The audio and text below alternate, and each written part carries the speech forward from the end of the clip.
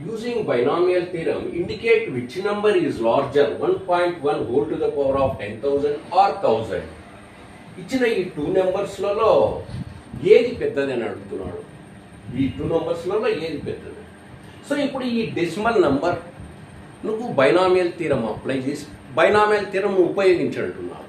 సరే, బైనామియల్ థీరంను ఉపయోగించి ఈ డెసిమల్ నంబర్ ముందు వాల్యూ అప్రాక్సిమేట్ కనుక్కుంటే మళ్ళీ తర్వాత ఏది బిగ్గెస్ట్ నెంబరో చెప్పచ్చు. మనం ముందు దీనికి బైనామియల్ థీరం అప్లై చేస్తాం. 1.1 whole to the power of 10,000.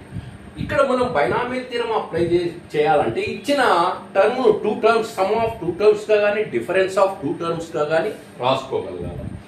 ఇచ్చిన 1.1ను ఇక్కడ డెసిమల్ నెంబర్ ఇస్తున్నారు కాబట్టి ముందు ఇంటీజర్ పార్ట్ను డెసిమల్ పార్ట్ను సపరేట్ రాసుకోండి. ఇక్కడ 1.1 ఉంది. ఈ 1.1 అంటే కనుక 1 ఏం రాసుకో, 1 అంటే కనుక ఇక్కడ 1 ప్లస్ 0.1గా రాసిన 1.1 అంటే 1ను ఏం రాసుకోవచ్చు, 1.0గా రాసుకోవచ్చా? పాయింట్ పక్కన నెంబర్ పక్కన పాయింట్ పెట్టుకుని ఎన్ని జీరోలు పెట్టుకునే దాని వాల్యూ మారదు. సో నెక్స్ట్ 0.1 యాడ్ చేయి, 1.1 రాదా?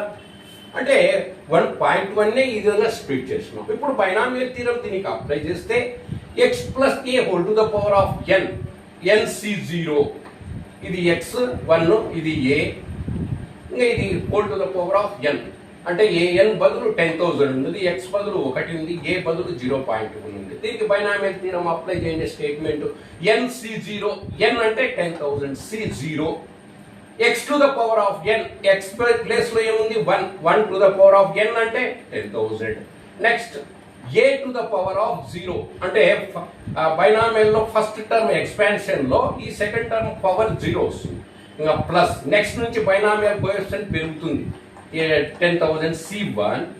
నెక్స్ట్ ఈ x యొక్క పవర్ అంటే 1 యొక్క పవర్ ఒకటి తగ్గుతుంది, దీని యొక్క పవర్ ఒకటి పెరుగుతుంది. అంటే దీని ఇంట్లో ఒకటి తగ్గించినాం, ఇది ఒకటి పెంచుకున్నాం. ప్లస్ రిమైనింగ్ పాజిటివ్ టర్మ్స్ అని ఎందుకు రాస్తున్నామంటే ఈ ఎక్స్పాన్షన్ పూర్తిగా ఎక్స్పాన్షన్ చేయాలంటే కష్టం. 10,000 అంటే 10,001 టర్మ్స్ వస్తాయి, అది అయ్యే పని కాదు. కాబట్టి రిమైనింగ్ పాజిటివ్ మిగిలిన ఇంకా ఎక్స్పాన్షన్లో మిగిలిన పాజిటివ్ టర్మ్స్ అని ఎందుకు అనుకుంటామంటే ఇక్కడ x and a both are positive numbers కాబట్టి నెగిటివ్ టర్మ్స్ ఈ ఎక్స్పాన్షన్లో మనకు వచ్చేదానికి అవకాశం లేదు. కాబట్టి పాజిటివ్ టర్మ్స్ అంటున్నాం. మిగిలిన ధనాత్మక పదాలు అంటే ఇక్కడ సెకండ్ టర్మ్కు కనుక